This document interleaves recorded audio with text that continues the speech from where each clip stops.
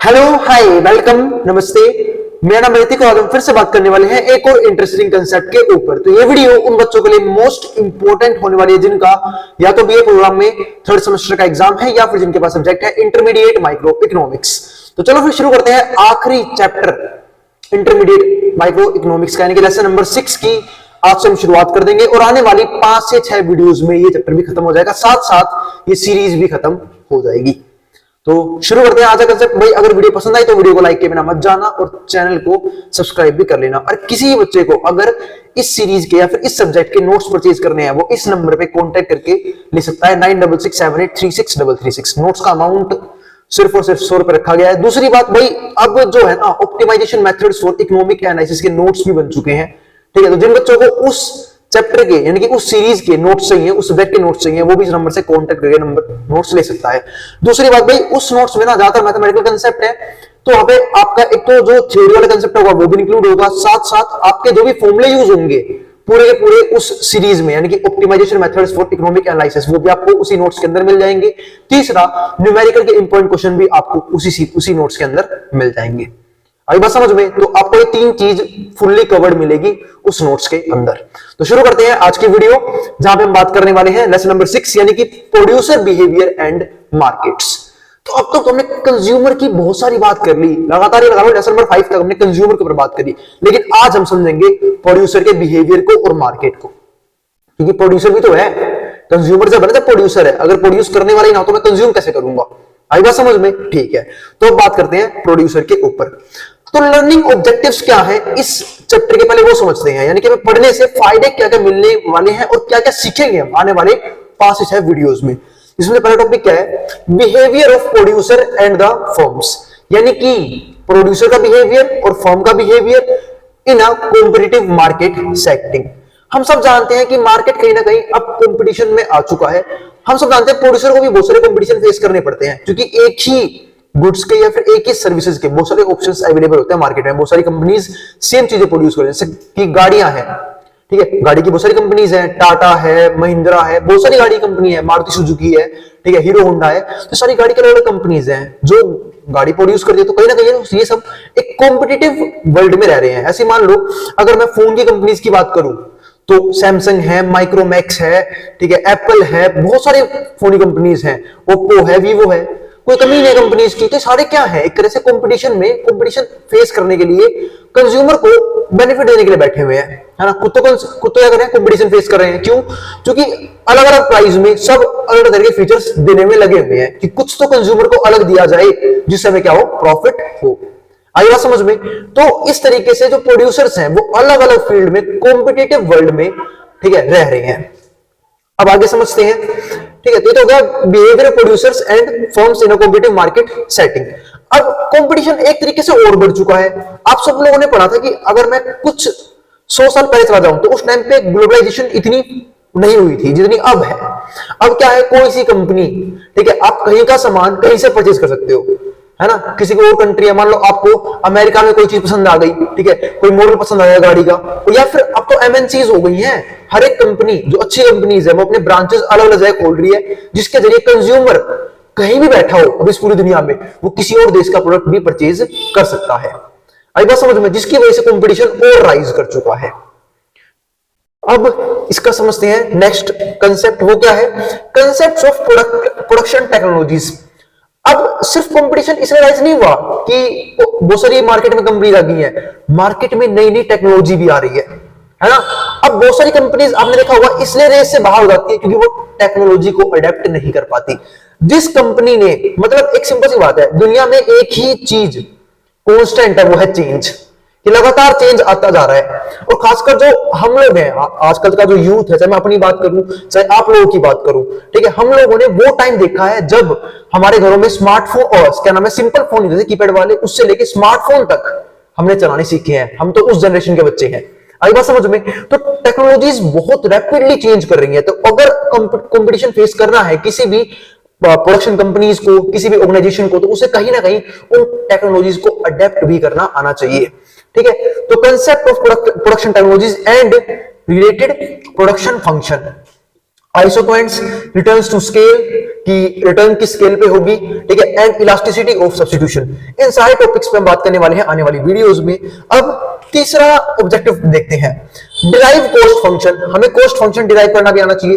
Coast function का मतलब क्या होता है? कोस्ट का मतलब होता है, देखो, जब हम किसी भी गुड्स या सर्विसेज की प्रोडक्शन करते हैं उसमें कुछ ना कुछ खर्चा आता है ना। जैसे मैं अगर अपना ही एग्जांपल दूं, तो मैं वीडियोस बना रहा हूं, ये एक सर्विस है जो आप लोगों को प्रोवाइड कर रहा हूं, इसमें खर्चा नहीं आता, क्या आता है? सबसे इंपॉर्टेंट मैं दे रहा हूं अपना टाइम। दूसरी इंपॉर्टेंट चीज, मैंने भी रिसोर्सेज लगाए हैं, मैंने माइक परचेज किया, मैंने ट्राइपॉड लिया, ठीक है, मैं कैमरे शूटिंग करता हूं या फोन से शूटिंग करता हूं, तो वो सारी चीजें क्या है? मेरे रिसोर्सेज हैं जो मैं इन्वेस्ट कर रहा हूं इस काम में। आई बात समझ में? तो हर एक गुड्स या सर्विसेज की प्रोडक्शन में कॉस्ट आती है, यानी खर्चा आता है, ठीक है, उसका फंक्शन डिराइव करना आना चाहिए, ठीक है। For different production functions using cost minimisation conditions, और हमें कोशिश ये करनी चाहिए कि मिनिमम से मिनिमम कॉस्ट में हम मिनिमम कॉस्ट, जब तक देखो मैंने आने वाली बहुत सी वीडियोस, मतलब जो पिछली वीडियोस में मैंने बात समझाई थी आप लोगों को, जो वीडियोस बनाई गई है, कि बिजनेस को अगर अपना प्रॉफिट इंक्रीज करना है, उसके दो तरीके होते हैं, या तो अपना प्राइस बढ़ाए या अपना कॉस्ट मिनिमाइज कर दे। और आप बताओ कि क्या करना है सही रहेगा कॉस्ट को मिनिमाइज करना, क्योंकि अगर आप प्राइस मिनिमाइज करो, अगर प्राइस आप बढ़ाओगे एक्सेसिव प्रॉफिट कमाने का, तो कहीं ना कहीं आपको फीचर ज्यादा देने पड़ेंगे, फिर वो बराबरी पा जाएगा, या फिर आपको कंपटीशन फेस करना पड़ेगा। अब कंपटीशन की वजह से ज्यादा प्राइस बढ़ाओगे तो लोग जो है सब्स्टिट्यूशन इफेक्ट की वजह से चेंज कर जाएंगे अपनी डिमांड को। मतलब क्या, मैं अगर आपसे कंपैरिजन करूं, सैमसंग का फोन है, मान लो कोई सा, एक सैमसंग का फोन है, एक वीवो का फोन है, दोनों के दोनों सेम फीचर देने हैं, लेकिन अगर सैमसंग के फोन ने अपना रेट बढ़ा दिया, उसके पास कोई भी रीजन नहीं है उस रेट को बढ़ाने का, ना उसका ब्रांड नेम इतना फेमस कि वो एप्पल का प्राइस रख सके, ठीक है, आई बात समझ में? तो उस फोन में और फीचर है बिल्कुल, अब सैमसंग का फोन बेच रहा है 40,000 में, वीवो बेच रहा है 20,000 में, तो किसी को पागल कुत्ते ने काटा है, वो 40,000 का फोन लेगा, वो 20,000 का फोन लेगा। आई बात समझ में? तो कंज्यूमर क्या होता है? रैशनल होता है। तो एक सिंपल सी बात है, कॉस्ट मिनिमाइजेशन बहुत इंपॉर्टेंट चीज होती है किसी भी बिजनेस के लिए, तो उन कंडीशंस पे बात करनी है।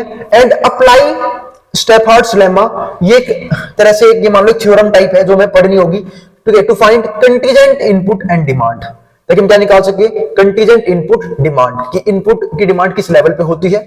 अब यहां समझते हैं अगली चीज, derive formula for profit function. अब भाई कोई भी ऑर्गेनाइजेशन कर रही है तो उसके कुछ चीजें होती है। सबसे पहले ना, जब कोई भी ऑर्गेनाइजेशन बनती है, कोई बिजनेस शुरू होता है, उसके कुछ मेन फैक्टर पे काम करना होता है। वो क्या? सबसे पहले सबसे इंपॉर्टेंट होता है सर्वाइवल, कि बिजनेस सर्वाइव करना बहुत जरूरी है। सर्वाइवल के बाद आता है प्रॉफिट, क्योंकि एक बार सर्वाइव कर गया तो सर्वाइव करने से काम नहीं चलेगा ना, हर बार मैं अपने रिसोर्स थोड़ा लगाऊंगा बिजनेस में, मुझे भी सामने से कुछ चाहिए ना। आई बात समझ? फिर इंपॉर्टेंट होता है प्रॉफिट। अब प्रॉफिट क्यों चाहिए? ताकि मैं उस बिजनेस को, उस ऑर्गेनाइजेशन को एक्सपेंड कर सकूं, ठीक है। तो प्रॉफिट का फंक्शन डिराइव करना आना भी बहुत जरूरी है। अप्लाई एनवेलप थ्योरम, ठीक है, इसके लिए हम अप्लाई करेंगे envelope theorem to find unconditional input demand, तो क्या निकाल सके? अनकंडीशनल इनपुट डिमांड निकाल सके। इसके बाद हमारा नेक्स्ट पॉइंट क्या है? To derive the long run and short run supply curve. इसकी बात तो मैं भी करूंगा थोड़ी देर में, कि long run and short run supply curve क्या होता है, या फिर लॉन्ग रन और शॉर्ट रन प्रोडक्शन फंक्शन क्या होता है of a price taking firm. अब आते हैं इंट्रोडक्शन पे, शुरू करते हैं अब हम इस चैप्टर को।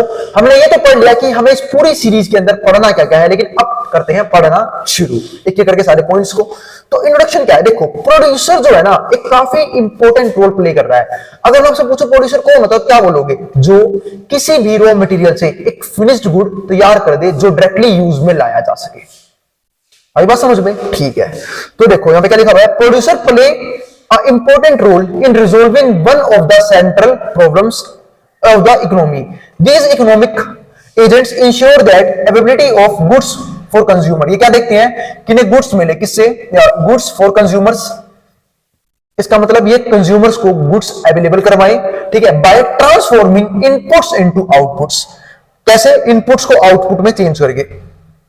मेनली ना प्रोडक्शन फंक्शन के 4 इनपुट होते हैं, मेनली बात करूं तो। एक तो होता है लेबर कैपिटल, ठीक है, लेबर कैपिटल एंटरप्रेन्योरशिप, ठीक है। तो ये हमारे क्या होते हैं इनके, वो देखो, लेबर, लैंड, लेबर कैपिटल और एंटरप्रेन्योरशिप, ये हमारे मेन 4 वो होते हैं फैक्टर ऑफ प्रोडक्शन। अब इन्हें फैक्टर प्रोडक्शन क्यों बोलते हैं वो समझते हैं एक बार। जब कोई भी बंदा ऑर्गेनाइजेशन शुरू करता है, अब मान लो कि मैं ही कहीं पे शूट कर रहा हूं वीडियो, ये मेरा घर तो नहीं है, ठीक है, मैं कहीं पे, मान लो हो सकता है कोई बंदा घर पे भी शूट करता हो, तो हमें कुछ ना कुछ जगह चाहिए होती है, है ना। कोई भी ऑर्गेनाइजेशन तैयार करने के लिए, कोई भी कंपनी तैयार करने के लिए हमें क्या चाहिए? सबसे पहले लैंड चाहिए, जहां पे मैं वो यूनिट लगाऊं, मशीनरी यूज करूं, कुछ भी यूज करूं, तो लैंड चाहिए सबसे पहले। ठीक है, ये क्या आ गया? फैक्टर ऑफ प्रोडक्शन का पहला। इसके बाद मुझे क्या चाहिए? लैंड के बाद कैपिटल। कैपिटल वो अमाउंट होता है, कैपिटल क्या होता है? वो पैसा जो हम किसी बिजनेस में इन्वेस्ट करते हैं। ठीक है, तीसरी चीज क्या चाहिए मुझे? लैंड मिल गया, कैपिटल मिल गया, फिर मुझे लेबर। भाई अब मैं अकेला थोड़ा काम करूंगा, मुझे लेबर भी चाहिए, जिसको मैं पैसे दूं। लेबर बोल लो, एम्प्लॉइज बोल लो, मुझे वो भी चाहिए, क्योंकि मैं अकेला काम करूंगा तो सेल्फ एम्प्लॉयमेंट हो गई। बिजनेस और सेल्फ एम्प्लॉयमेंट में फर्क होता है। ठीक है, तो हमें लेबर भी चाहिए ताकि वो मेरे बहुत सारे कामों को हैंडल कर सके। ठीक है, तो लेबर हो गया। इसके बाद क्या आना चाहिए? एंटरप्रेन्योर। ठीक है, एंटरप्रेन्योर ये कौन होता है? जो हमें प्रॉफिट कमा देता है, जो अपना दिमाग लगाता है बिजनेस चलाने के लिए। हो सकता है बिजनेस का खुद का मालिक हो, आई बात समझ में, लेकिन कई बार मालिक और एंटरप्रेन्योर अलग अलग होते हैं। ठीक है, तो लैंड हमारा क्या होता है वो समझते हैं। तो लैंड हमारा फैक्टर प्रोडक्शन है। अब इन सबके बदले एक ऑर्गेनाइजेशन को पेमेंट भी करनी होती है। अगर मान लो लैंड है, ठीक है, तो लैंड को क्या देना पड़ेगा? रेंट, यानी कि लैंड ले ली, बिल्डिंग ले ली, ठीक है, घर ले लिया जहां पे प्रोडक्शन कर रहा है, तो उसको क्या देना पड़ेगा? उसे रेंट देना पड़ेगा। कैपिटल, अगर उसने कैपिटल मार्केट से उठाया तो क्या लगेगा? इंटरेस्ट। इंटरेस्ट समझते हो ना? ब्याज, इंटरेस्ट देना पड़ेगा उसे। इसके बाद लेबर, इसकी वजह से क्या देना पड़ेगा? वेजेस या फिर सैलरी। ठीक है, एंटरप्रेन्योर ये क्या लेके जाएगा? प्रॉफिट। ये चार हमारे होते हैं इंपॉर्टेंट फैक्टर ऑफ प्रोडक्शन। अब इसको डिस्कस करते हैं। कई बच्चे बोलेंगे भैया लैंड तो उसकी खुद की हो सकती है। तो मेरे भाई आप लोगों ने शायद अकाउंट्स ना पढ़ी हो, लेकिन ना अगर आप अकाउंट्स की बात करो, बिजनेस की बात करो, तो बिजनेस में बिजनेसमैन और बिजनेस अलग अलग टर्म होती हैं। तो अगर बिजनेसमैन, एक सिंपल सी बात मान लो कि अगर मैं अपनी ही जगह पे कोई भी प्रोडक्शन करता हूं, कोई भी ऑर्गेनाइजेशन बनाता हूं, तो मुझे रेंट ना देना पड़े, लेकिन हम एक रेंट का अमाउंट खुद ही एज्यूम करके चलते हैं जो हमारा जाना चाहिए था, वो हम प्रॉफिट में से हटाते हैं, मतलब टोटल रेवेन्यू में से उसको कॉस्ट मान के हटाते हैं। बात सब क्यों करना है? एक बार बताओ, अगर मेरे पास एक खाली जमीन पड़ी थी, वहां मैंने कोई भी ऑर्गेनाइजेशन लगाई, अगर मैं वो ऑर्गेनाइजेशन नहीं लगाता तो क्या मैं इसे रेंट पे नहीं चला सकता था? आप बोलोगे बिल्कुल भैया, आप उस रेंट पे यूज कर सकते थे। तो इसलिए हमें उसका रेंट भी काउंट करना होता है। आप क्या बोलोगे भैया उसकी कैपिटल भी तो खुद की हो सकती है, तो उसने खुद बहुत सारा पैसा इकट्ठा किया हो बहुत सारी जगह, या फिर मान लो कई बंदे ऐसे होते हैं ना जॉब करते हैं, वहां से पैसा कमाते हैं, फिर स्टार्टअप वगैरह करते हैं। ठीक है, तो कैपिटल खुद की हो सकती है। तो एक बात बताओ, अगर उसने बिजनेस में कैपिटल लगाया है तो मान के चलते हैं उसने मार्केट से उठाया है, क्योंकि अगर वो खुद ही कैपिटल नहीं लगाता या फिर अगर वो खुद कैपिटल बिजनेस में नहीं लगाता तो वो कहीं ना कहीं इन्वेस्ट करता, जिसके वजह से क्या मिलता? इंटरेस्ट मिलता। अब उसे इंटरेस्ट देना पड़ रहा है, अगर वो खुद का अमाउंट ही है तो वो उसे अलग से निकाले कि ये अगर मैं मार्केट करता तो इसका इंटरेस्ट भी लगता अलग से इस अमाउंट का। ठीक है, ऐसे ही लेबर तो उसे बाहर से लेनी पड़ेगी तो वेजेस लगेंगे। अभी थोड़ी ना लेबर भी घर के बंदों को बना दिया। हाँ, वो हो सकता है कि अगर फैमिली बिजनेस तो घर के बंदे काम कर सकते हैं उस बिजनेस के अंदर अलग अलग सैलरी पे। ऐसे ही एंटरप्रेन्योर को प्रॉफिट मिलता है। तो ये हमारे थे mainly 4 factor of production. Factor production का मतलब क्या होता है कि जिनके जरिए प्रोडक्शन करते हैं। ठीक है, तो यानी कि एक बात बताऊं, प्रोड्यूसर और कंज्यूमर आपस में काफी इंटररिलेटेड होते हैं। इसे बोलते हैं सर्कुलर फ्लो ऑफ इनकम। समझाता हूं आपको इस चीज को। प्रोड्यूसर, मान लो कि मैं एग्जांपल देता हूं, एक कंपनी है जो मार्कर बनाती है, आई बात समझ में। अब या फिर कोई भी चीज की प्रोडक्शन करती है, सपोज करो कोई भी चीज प्रोडक्शन करती है, वहां पर कुछ मजदूर लगाए, कुछ लेबर लगाए, कुछ इंप्लॉइज लगाए, वहां पर कुछ लोग काम कर रहे हैं, कोई दिक्कत नहीं है, काम करने गए, वहां उन्हें सैलरी मिल गई, वो पैसा आप किसके पास आ गया? एक मैं मानता हूं बिजनेसमैन से आ चुका है पैसा, बिजनेसमैन से पैसा आ चुका है एक नॉर्मल पर्सन के पास, नॉर्मल पर्सन के पास। आई बात समझ में? क्यों? क्योंकि बिजनेसमैन ने पैसा लगाया बिजनेस बनाने के लिए, कुछ प्रोड्यूस करने के लिए, नॉर्मल पर्सन ने यहां पे काम किया, उसको पैसा मिल गया उसके बदले। लेकिन अब नॉर्मल पर्सन उस पैसे करेगा क्या? अलग अलग गुड्स एंड सर्विसेज में कंज्यूम करेगा, खर्च करेगा, यानी कि अलग गुड्स एंड सर्विसेज में खर्च करेगा, वो चीजें खरीदेगा, है ना। हम सब लोग इनकम जनरेट करते हैं, उसका कम से कम नहीं तो हम 70 to 80% खत्म कर देते हैं, खर्च कर देते हैं अपने अलग अलग कंजप्शन को कंप्लीट करने के लिए। एजुकेशन पे खर्चा आता है, हेल्थ पे खर्चा आता है, बेसिक नीड्स पे खर्चा आता है, उसमें खर्च करते हैं। अब वो हमें कहां से मिलते हैं? उन्हीं हम क्या यूज करते हैं? गुड्स और सर्विसेज। अब उसको क्या देना पड़ता है? पैसा। तो पहले पैसा गया इससे इसके पास, लेकिन जब ये ही बंदा गुड्स और सर्विसेज खरीदेगा बिजनेस की, तो बिजनेस का पैसा वापस कहां जाएगा? इसी के पास। इसे बोलते हैं सर्कुलर फ्लो ऑफ इनकम, यानी कि पैसा बार बार घूमता रहता है ना। तो ये चीज थी हमारे पास, हमने इस चीज को टर्म्स को समझ लिया। अब बढ़ते हैं इससे आगे। तो ये तुमने समझ लिया कि प्रोड्यूसर किन किन चीजों को यूज करता है। इसके अलावा रॉ मटेरियल भी यूज करता है वो, ताकि प्रोडक्शन कर सके, ठीक है। फिजिकल गुड्स भी यूज कर सकता है, जैसे कि मशीनरी वगैरह यूज कर सकता है। देखो प्रोड्यूसर दोनों तरह की गुड्स यूज करता है, एक तो बिल्कुल जो कंप्लीटली बने हुए हैं उनको भी यूज करता है, और रॉ मटेरियल को भी यूज करता है। रॉ मटेरियल बोलते हैं कच्चा माल, जिसके जरिए जैसे मान लो उसने मार्कर बनाया होगा किसी कंपनी ने, तो उसको प्लास्टिक चाहिए होगा ना इस मार्कर बनाने के लिए, इंक चाहिए होगी इसके अंदर डालने के लिए, वो सब क्या है उसके लिए रॉ मटेरियल, ठीक है। और टेक्नोलॉजी, भाई टेक्नोलॉजी तो चाहिए उस चीज को प्रोड्यूस करने के लिए, ठीक है। तो टेक्नोलॉजी एटसेट्रा, इन सब चीजों की जरूरत पड़ती है प्रोडक्शन करने के लिए। अब इसके गोल क्या होते हैं। अब कोई भी बिजनेस यूं तो चलाया नहीं गया है कि आओ भाई मैं प्रोडक्शन कर रहा हूं तुम्हारे लिए कर रहा हूं तुम आके ले जाओ, क्योंकि प्रोडक्शन को दोबारा भी तो करना पड़ेगा ना, उसके लिए पैसा चाहिए होगा। तो गोल क्या होता है, पहला ग्रोथ मैक्सिमाइजेशन। ग्रोथ मैक्सिमाइजेशन सिर्फ एक ऑर्गेनाइजेशन का नहीं, एक बिजनेस का ही नहीं, ऑल ओवर इकोनॉमी का। क्योंकि माना जाता है कि जिस देश में सबसे ज्यादा तगड़े बिजनेस है, सबसे ज्यादा सक्सेसफुल बिजनेस है, वो कंट्री की इकोनॉमी उतनी ही ज्यादा अच्छी है। मैं एग्जांपल देता हूं, इस टाइम पे आप कमेंट भी कर सकते हो कि सबसे बढ़िया इकोनॉमी किसकी है, यूएस की, यूएस यूके, है ना। इन सबकी इकोनॉमी सबसे ज्यादा क्या है, अच्छी है। क्यों अच्छी, क्योंकि टॉप के बिजनेस इन्होंने दिए हैं। गूगल इनका दिया हुआ है, यूट्यूब इनका है, ठीक है, और भी बहुत सारे, टेस्ला इनकी है, ठीक है, फेसबुक इनका है। मेनली बिजनेस सारे क्या है, यूएस कंट्रीज के दिए हुए हैं। तो इससे तो वहां की इकोनॉमी क्या है, काफी अच्छी है। हम सब क्या है, यूजर्स हैं उन सबके, आई बात समझ में। तो जिनकी वजह से उनकी इकोनॉमी क्या है, काफी तगड़ी है और काफी अच्छी है। तो सिंपल सी बात है, किसी भी बिजनेस से ना किसी भी इकोनॉमी की पहचान होती है। आज इंडिया डेवलपिंग इकोनॉमीज में आ रहा है, क्यों आ रहा है, क्योंकि इंडिया के बिजनेस ग्रो कर रहे हैं। रिलायंस ग्रो कर रहा है, टाटा ग्रो कर रहा है, अडानी ग्रो कर रहा है। तो बिजनेस एक सिंपल जब बिजनेस ग्रो करेंगे तो इंप्लॉयमेंट जनरेट होगी, लोग अच्छा लाइफस्टाइल फॉलो करेंगे, तो कहीं ना कहीं हमारी कंट्री ग्रो करेगी। आई बात समझ में। इस तरीके से कोई भी ऑर्गेनाइजेशन ग्रो करती है, कोई भी इकोनॉमी ग्रो करती है। तो पहला क्या होता है, ग्रोथ मैक्सिमाइजेशन। फिर आता है सेल्स मैक्सिमाइजेशन। अब बात है सेल्स मैक्सिमाइजेशन क्या है, इसी को मैं बोलता हूं रिवेन्यू मैक्सिमाइजेशन। रिवेन्यू का मतलब होता है कि एक कंपनी जो गुड्स और सर्विसेज बना रही है उसको बेचने से कितना पैसा आ रहा है, इसको बोलते हैं रिवेन्यू मैक्सिमाइजेशन। कि जितने ज्यादा वो गुड्स और सर्विसेज बेचेगी उतना फालतू रिवेन्यू जनरेट होगा। तो सेल्स मैक्सिमाइजेशन बहुत जरूरी है, क्योंकि देखो प्रॉफिट तो बिकने के बाद ही आएगा ना। भाई मान लो मैंने इसकी 100 यूनिट बना ली, मैं इसे बेच नहीं पा रहा, तो मैं लॉस में ही तो हूं, क्योंकि अनसोल्ड स्टॉक, क्या बोल रहा हूं मैं, अनसोल्ड स्टॉक्स लॉस के बराबर होता है, ठीक है। अगर मैं इसे नहीं बेच पा रहा तो क्या करूंगा मैं इसका, मैं खुद थोड़ा मार्कर से लिखने जाऊंगा। आई बात समझ में। अगर मेरी इसकी कंपनी है तो इसको बेचा, तब रिवेन्यू आया, तब कॉस्ट निकालूंगा, तब तो प्रॉफिट बचेगा। तो सबसे पहले इंपॉर्टेंट क्या होता है, रिवेन्यू। रिवेन्यू हमेशा ग्रो करते रहना चाहिए। उसके बाद आता है प्रॉफिट मैक्सिमाइजेशन। फिर कोई बिजनेस काम करना है प्रॉफिट मैक्सिमाइजेशन के ऊपर। तो ये हमारे कुछ पॉइंट थे जो प्रोड्यूसर की हेल्प से करते हैं। अब आते हैं अगले टॉपिक पे, प्रोडक्शन फंक्शन। प्रोडक्शन फंक्शन क्या होता है, ठीक है, ये होता है रिलेशनशिप बिटवीन वेरियस इनपुट्स, मतलब अलग अलग इनपुट्स का, such as labour, capital, land and any other input that a firm use, जो एक फर्म यूज करती है with maximum units of output, ठीक है, maximum unit of output can produce, ताकि क्या कर सके, प्रोडक्शन कर सके। आई बात समझ में।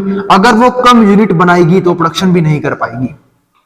अब आगे समझते हैं इसका अगला point, total product of labour, यानी कि टीपीएल।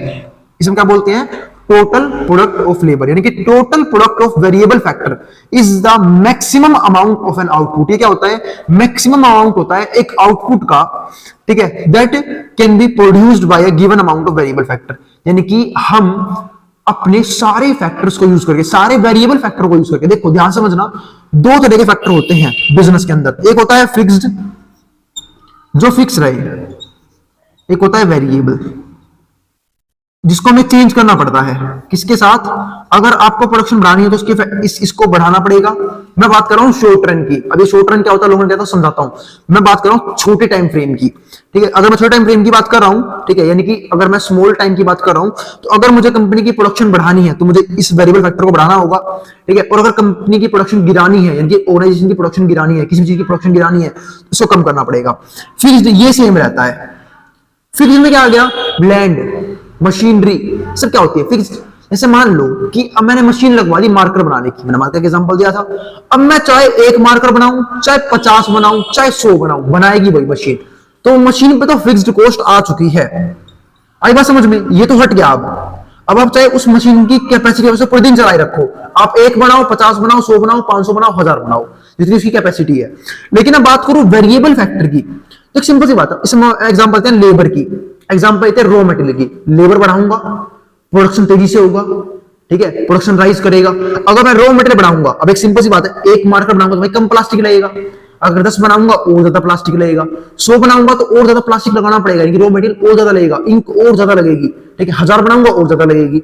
तो इस तरीके से वेरिएबल फैक्टर इनको बोलते हैं, जो अगर हमें प्रोडक्शन बढ़ाने हैं तो उनको बढ़ाना पड़ेगा, अगर प्रोडक्शन कम करें तो उनकी भी खपत कम हो जाएगी, उनका यूज कम हो जाएगा। जैसे कि पावर सप्लाई, वो भी ऐसे काम करता है, ठीक है। तो हमने ये चीज समझी कि फिक्स्ड क्या होता है और वेरिएबल फैक्टर क्या होता है। तो टोटल प्रोडक्ट ऑफ लेबर यानी कि टीपीएल, अब यहां पे लेबर यूज कर दिया, इसका मतलब क्या है कि जब हम वेरिएबल फैक्टर को यानी कि लेबर को पूरा मैक्सिमम खींच के काम करवाते हैं उनसे, ताकि प्रोडक्शन को मैक्सिमम किया जा सके, उसको बोलते हैं टोटल प्रोडक्ट लेबर। अब हम यहां से 3 चीजों को समझने के ऊपर काम करते हैं। एक तो पहले टीपी यानी कि टोटल प्रोडक्ट, दूसरा एवरेज प्रोडक्ट, तीसरा मार्जिनल प्रोडक्ट। अब समझते हैं टोटल प्रोडक्ट क्या होता है, एवरेज क्या होता है, मार्जिनल क्या होता है। टोटल समझ रहा हूं, यहां पे 3 चीजें आती हैं, जैसे टीपी आया, ठीक है, फिर आएगा एपी, टीपी यानी total product, AP average product, MP marginal product, ठीक है, मध्य प्रदेश नहीं, ठीक है। ऐसे ही अगर मैं बाकी एग्जांपल दूं, ऐसे ही कॉस्ट में होता है total cost, marginal cost, average cost, ऐसे रिवेन्यू में होता है total revenue, marginal revenue, average revenue. मैं इन तीनों टर्म्स को बात करूंगा, पहले आपको समझना होगा टोटल, एवरेज और मार्जिनल का फर्क क्या होता है। एक एक करके डिफाइन करते हैं इस चीज को। तो मैंने क्या लिखा, टोटल, मार्जिनल और बात कर रहा हूं एवरेज की, एवरेज, ठीक है। टोटल यानी कि अब मैं बात करूं टोटल प्रोडक्ट की, ठीक है, कि कितनी प्रोडक्शन हुई, उसको हम क्या बोलते हैं, टोटल प्रोडक्ट। कि जब मैंने एक लेबर बढ़ाया, 2 लेबर बढ़ाए, ठीक है, यानी कि फैक्टर्स धीरे धीरे बढ़ा रहा हूं, तो जब मैंने सारे फैक्टर ऑफ प्रोडक्शन यूज कर दिए, यानी कि सारी लेबर यूज कर ली, सारी जितनी मशीन थी वो भी यूज कर ली, यानी कि फिक्स्ड जो फंक्शन है वो भी यूज कर रहा हूं, और जो लेबर्स है यानी कि जो वेरिएबल फंक्शंस हैं, वेरिएबल इनपुट्स हैं, उनको भी यूज कर रहा हूं, तो मैं जो मैक्सिमम प्रोडक्शन कर पा रहा हूं उसको हम बोलते हैं टोटल प्रोडक्शन, ठीक है। मार्जिनल क्या होता है कि अगर मैं एक यूनिट ऑफ वेरिएबल फैक्टर बढ़ाता हूं तो उससे मेरे प्रोडक्शन पे कितना फर्क पड़ता है, इसको बोलते हैं एडिशनल। क्या बोलते हैं, एडिशनल। इसको मैं रिवेन्यू समझाने की कोशिश करता हूं। जैसे मान लो कि मैंने ना 10 मार्कर बनाती है मेरी कंपनी, ऐसे ऐसे, एक मार्कर 20 रुपए का, 10 मार्कर बनाए, ठीक है, तो 10 मार्कर कितने में बनेंगे, 10 मार्कर मतलब एक मार्कर 20 का बेचा जाता है। मैं रिवेन्यू की बात करता हूं, 10 मार्कर मान लो 20 के बेचे जाते हैं, 10 मार्कर है, एक मार्कर 20 का बिकता है, तो टोटल कितना पैसा जनरेट होगा मेरे पास, तो 10 मार्कर बेचे, 10 बेचे और एक मार्कर 20 का है, तो टोटल रिवेन्यू होगा 200 रुपए। क्योंकि रिवेन्यू क्या होता है, कितना पैसा इकट्ठा हो गया। अब एक मार्कर 20 रुपए का है, 10 मार्कर बेचूंगा, 20 में 10, 200 रुपए पैसे मेरे पास आ जाएंगे, ठीक है, 200 आ गए। अब बात करते हैं, तो होगा टोटल रिवेन्यू। लेकिन मैं बात कर रहा हूं मार्जिनल की, कि मान लो कि एक ग्राहक और आ गया मेरे पास, वो कह रहा है सर जी मुझे एक मार्कर और चाहिए, यानी कि मैं बेच रहा हूं 11वां मार्कर। तो 11वां मार्कर जब मैंने बेचा तो वो फिर 20 में बेचा, लेकिन हाँ 20 में बेचा, चलो 20 में बेचते हैं, तो कितना अब बिकेगा हमारा, 220 रुपए हो जाएगा रिवेन्यू। इसको बोलते हैं हम लोग मार्जिनल रिवेन्यू, यानी कि जो 20 रुपए का रिवेन्यू है ना एडिशनल, इसको हम बोलते हैं मार्जिनल रिवेन्यू। बस में मार्जिनल निकालते क्यों है, देखो बहुत सारे बिजनेस ऐसे होते हैं, ठीक है, जहां पे ना रेट ज्यादा और कम होते रहते हैं, यानी कि वहां पे एमआरपी का हिसाब नहीं होता, कई बार सस्ते बेचना पड़ता है, कई बार महंगे बेचते हैं, तो उसके हिसाब से फर्क पड़ता है मार्जिनल रेवेन्यू पे, कि जब भी आप एक एडिशनल आउटपुट सेल करो तो उसके बदले आपके पास कितना एडिशनल पैसा है, उसको हम बोलते हैं मार्जिनल। फिर समझते हैं एवरेज को। एवरेज क्या होता है, यानी कि पर क्वांटिटी रेवेन्यू कितनी है, एक क्वांटिटी पे कितना रेवेन्यू आ रहा है।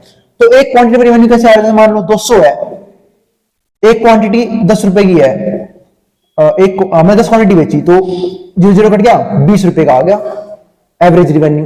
तो ये होता है 3 चीजें, टोटल यानी टोटल कितना पैसा आ रहा है। अब बात करते हैं टीपी, फिर बात करेंगे टीसी यानी कि टोटल कॉस्ट, और फिर बात करेंगे हम यहाँ पे टोटल रिवेन्यू की, टीआर की। तो मैं टोटल प्रोडक्ट की बात करूं तो कितना टोटल प्रोडक्शन हुआ, टोटल कॉस्ट, टोटल कितनी कॉस्ट आई बिजनेस के अंदर, यानी खर्चा कितना आया टोटल हर एक गुड्स और हर एक सर्विस बनाने के ऊपर, और टोटल रेवेन्यू कितना पैसा जनरेट हुआ। फिर बात करते हैं मार्जिनल प्रोडक्ट की, यानी कि अगर मैं एडिशनल लेबर यूज करूं तो कितना एडिशनल प्रोडक्ट बनेगा, इसको बोलते हैं हम लोग एमपी। ठीक है, मार्जिनल प्रोडक्ट। अब मैं बात कर रहा हूं मार्जिनल रेवेन्यू की, कि अगर मैं 1 यूनिट एक्स्ट्रा सेल कर दूं तो एक्स्ट्रा पैसा कितना जनरेट हुआ, जैसे यहाँ पे 20 रुपए जनरेट हुआ था, इसको बोलते हैं मार्जिनल रेवेन्यू। ठीक है, फिर मैं बात कर रहा हूं किसकी, एवरेज रेवेन्यू की, यानी कि पर यूनिट रेवेन्यू कितना है, इसको बोलते हैं एवरेज रेवेन्यू।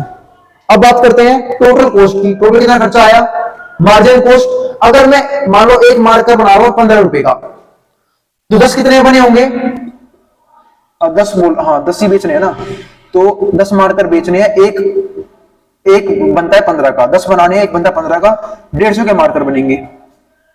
अगर मैं एक मार्कर और बनाऊं तो कितना खर्चा और बढ़ जाएगा, 15 रुपए का, इसको बोलते हैं मार्जिनल रेवेन्यू। मार्जिनल रेवेन्यू बोल रहा हूं, मार्जिनल कॉस्ट, इसको बोलते हैं टोटल कॉस्ट। अब एक होता है एवरेज कॉस्ट। एवरेज कॉस्ट क्या होता है, यानी कि पर यूनिट कॉस्ट, यानी कि एक यूनिट पे कितना कॉस्ट आ रहा है, इसको बोलते हैं पर यूनिट कॉस्ट। ठीक है, इसको आने वाली वीडियोस में हम इनको रिलेशनशिप से भी समझेंगे। ठीक है, यहां तो हमें सिर्फ मात्र 3 चीजें समझनी थी, वो क्या, टोटल प्रोडक्ट, एवरेज और मार्जिनल प्रोडक्ट। आई बात समझ में? ठीक है, उम्मीद है तीनों चीज समझ में आ गई होगी। मिलते हैं अगली वीडियो में, ये अगली वीडियो में बात करेंगे इनके रिलेशनशिप के बारे में और इसको और डीप में समझने की ऊपर कोशिश करेंगे। शायद ये वीडियो लंबी हो चुकी है। ठीक है, उम्मीद है टॉपिक सारा समझ में आ गया होगा। फिर भी डाउट, फिर भी कोई रह जाए अपने कमेंट बॉक्स में कमेंट कर देना। और भाई ये सारे पॉइंट्स उतार जरूर ना, आपको एग्जाम में लिखने में काफी हेल्प करेंगे। ठीक है, और टेंशन लेने की बात नहीं, कई बच्चे कमेंट करेंगे भैया 29 को एग्जाम है, भाई जब मैंने 2 दिन में 2 चैप्टर उड़ा दिए, अब बस गया लास्ट चैप्टर। ठीक है, चल लेसन नंबर 6 जो हमारा कल संडे है, कल तक कंप्लीट मैं करवा दूंगा। आई बात समझ में? मिलते हैं अगली वीडियो में, इसको जो उतारना उतार ले, मैं हट रहा हूं बोर्ड के सामने से।